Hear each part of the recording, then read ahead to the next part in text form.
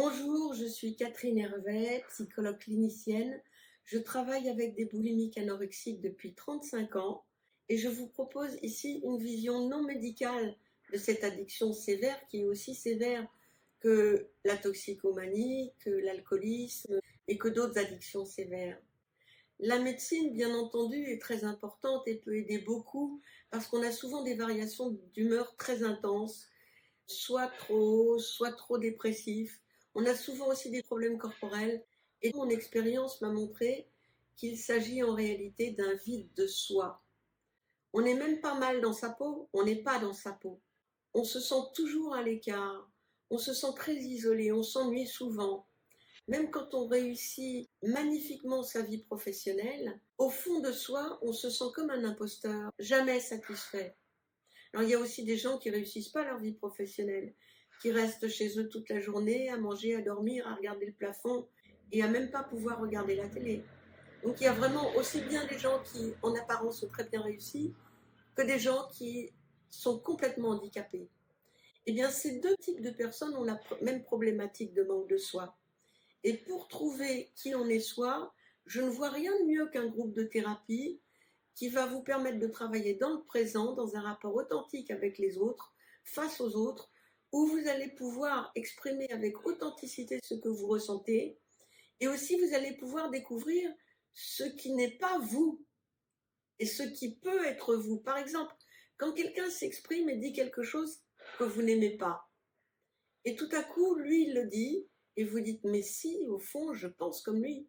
Ou au contraire, quelqu'un dit quelque chose que vous aimez beaucoup, et jusqu'à présent, vous disiez, ah mais je pensais comme lui, mais tout compte fait, il se trompe, j'ai l'impression, donc moi je me trompe aussi. Petit à petit, on arrive à trouver qui on est à partir de ce qu'on aime et de ce qu'on n'aime pas. Et on arrive à être authentiquement soi-même. C'est ça qui va vous faire disparaître la boulimie petit à petit, d'abord en quantité, ensuite en fréquence, et ensuite un jour plus du tout. Mais une fois que la boulimie a complètement disparu, je dirais que là, le travail sur soi peut vraiment commencer. Parce qu'il ne suffit pas d'être authentiquement soi. Il faut aussi savoir être soi parmi les autres, sans les agresser, sans les blesser, sans s'agripper à eux. Et vous, vous avez une personnalité atypique. C'est-à-dire que vous vous fâchez pour un rien, vous vous blessez tout le temps, vous vous sentez inférieur à tout le monde, même quand vous avez tout réussi.